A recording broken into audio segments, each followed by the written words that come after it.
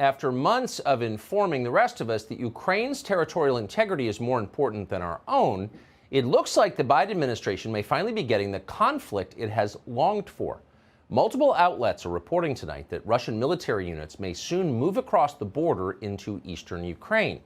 There are a number of credible indications of this, including the fact that Russian ground forces appear to be heading from training areas to assembly points. At the White House, officials have said they expect the Russians to move imminently within days. They've been saying that for quite some time, but this feels a little different, which is why we're bringing it to you tonight. According to Politico, Joe Biden has told fellow NATO members that day could be February 16th. That's next Wednesday. We'll see. In the meantime, at a briefing today, the National Security Advisor Jake Sullivan called for American citizens to leave Ukraine right away. We encourage all American citizens who remain in Ukraine to depart immediately. We want to be crystal clear on this point. Any American in Ukraine should leave as soon as possible, and in any event in the next 24 to 48 hours. We obviously cannot predict the future. We don't know exactly what is going to happen, but the risk is now high enough, and the threat is now immediate enough, that this is what prudence demands. So a good number of the Americans Jake Sullivan just referred to currently serve in the U.S. military as well as in various intelligence agencies. Fox News reported that as of a few days ago, there are more than 300 American troops in Ukraine, including some unspecified number of special operations forces. If a hot war does indeed begin, all of these Americans will be in danger of being killed. So the question is, will our troops leave before the shooting starts? This show asked the DoD spokesman, John Kirby, that question today. Quote, as of this moment, Kirby replied, they are still there. So when will they get out, we asked. Kirby wouldn't say. Whatever happens between Russia and Ukraine, the United States will be at the center of it, and that's worrisome. It's not hard to imagine how the next few days could go very wrong very fast. Russian troops kill American troops, inadvertently or not, and suddenly we're at war with Russia, a nuclear-armed nation whose military is stronger than all the armies we've fought over the past 50 years combined. Fighting Russia is not the same as droning Muammar Gaddafi. It could quickly become a war we couldn't control. Our side of that war would be overseen by the same generals who failed to beat the Taliban, guerrilla fighters in sandals who don't use toilet paper. To be clear, the United States military is superb, but the people who run it are not. That's not some outlier opinion, it's demonstrably true. Given that fact, you've got to wonder if the Biden administration's current wild posturing, and it is wild, is it worth the risk? We're open-minded on that question. If it's worth fighting Russia, tell us how it's worth it. Explain how joining a conflict in progress in Eastern Europe would benefit the United States, not just benefit Joe Biden, who's obviously desperate for distraction from his domestic disasters, but how would war with Russia make us stronger and more prosperous? That's a fair question. It's the central question. And while you're at it, tell us why, if the Russians are such a grave threat to Europe, the Europeans seem a lot less concerned than we are. Biden keeps suggesting that Vladimir Putin wants to swallow Western Europe. If we don't act now, they'll be speaking Russian in Dusseldorf. But if that's true, why aren't the Western Europeans scrambling to defend themselves? They could certainly afford to. Germany is one of the richest countries in the world. In many ways, Germans have a higher standard of living than we do. Yet after 80 years, we are still paying for their defense. Is there a good reason for that? Could it be that defending Western Europe from Russia is a pretext for other goals, goals that remain largely hidden from the American public?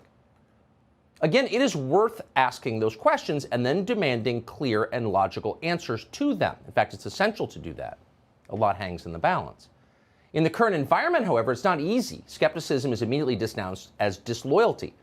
Ask why we ought to fight Putin, and the hyenas on CNN will accuse you of working for Putin. Take it from us. We're going to keep asking anyway. For a rational conversation on this subject, we're honored tonight to be joined by a rational person, the former Democratic Congresswoman from Hawaii, Tulsi Gabbard. Congresswoman, thanks so much for coming on tonight. Thank you. So let's just, and it's hard to know what to believe always, and especially now, but let's just agree to agree that it seems likely we could see some conflict between Russia and Ukraine soon. How should we view that? Well, first of all, President Biden could end this crisis and prevent a war with Russia by doing something very simple, guaranteeing that Ukraine will not become a member of NATO. Because if Ukraine became a member of NATO, that would put U.S. and NATO troops directly on the doorstep of Russia, which, as Putin has laid out, would undermine their national security interests.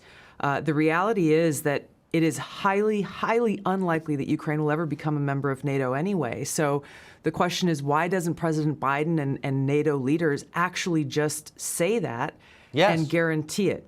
Which begs the question of why are we in this position then? If the answer to this and preventing this war from happening is very clear as day, and really it just points to one conclusion that I can see, which is they actually want Russia to invade Ukraine. Why would they? Because number one, it gives the Biden administration a clear excuse to go and levy draconian sanctions, which are a modern day siege against Russia and the Russian people. And number two, it cements this Cold War in place. The military-industrial complex is the one that benefits from this. They clearly control the Biden administration. Warmongers on both sides in Washington have been drumming up these tensions. If they get Russia to invade Ukraine, then again, it locks in this new Cold War. The military-industrial complex starts to make a ton of more money than they have been in fighting al-Qaeda or making weapons for al-Qaeda. And who pays the price? The American people pay the price. The Ukrainian people pay the price. The Russian people pay the price. It undermines our own national security, but the military-industrial complex that controls so many of our politicians wins, and they run to the bank. You've seen this from both sides as a lawmaker and a member of our armed forces, so I think you've got a credible view on this. I just have to ask, they've been telling us with increasing hysteria, Wendy Sherman and Jake Sullivan and the president himself, that the threat here is to Western Europe, that Vladimir Putin has aims on our allies in Western Europe. Why don't the Europeans seem as afraid as our leaders are, if that's true? I think that is a legitimate question that no one in the Biden administration or the NATO leadership has responded to in any way. It seems they've forgotten that they are supposed to be accountable to the American people, that they answer to the American people, and yet they have failed to answer this very, very simple question in justifying why we are continuing to send more troops to Europe, why they are continuing to escalate tensions, why they're continuing to push for something in making Ukraine a member of NATO that, again, is highly unlikely to ever happen. And if it did happen, it would undermine our own national security and our own country's interests. There doesn't seem an upside. I mean, no one has been able to explain why Americans should want Ukraine to join NATO. Is there something that we're missing here? Is there some benefit to the United States from having that happen? I've looked at this carefully, Tucker, and I have yet to find any benefit that a political leader has used or could use to justify this to the American people. All you hear is like, well, we have to defend democracy. We have to defend this democratic country of Ukraine. But as you know very well, this current president, shuts down, arrests political opposition, throws them in jail, shuts down TV stations that are critical to him.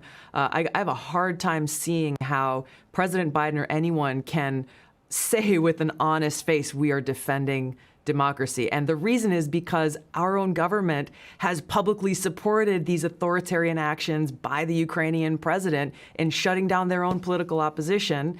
And it begs the question, this sounds familiar to some of the things that unfortunately we're seeing play out right here at home. I was just about to say, it sounds like their kind of democracy. Tulsi Gabbard, that's about the smartest analysis I've heard, and I really appreciate you laying it out for us. Thank you. Hey, Sean Hannity here. Hey, click here to subscribe to Fox News YouTube page and catch our hottest interviews and most compelling analysis. You will not get it anywhere else.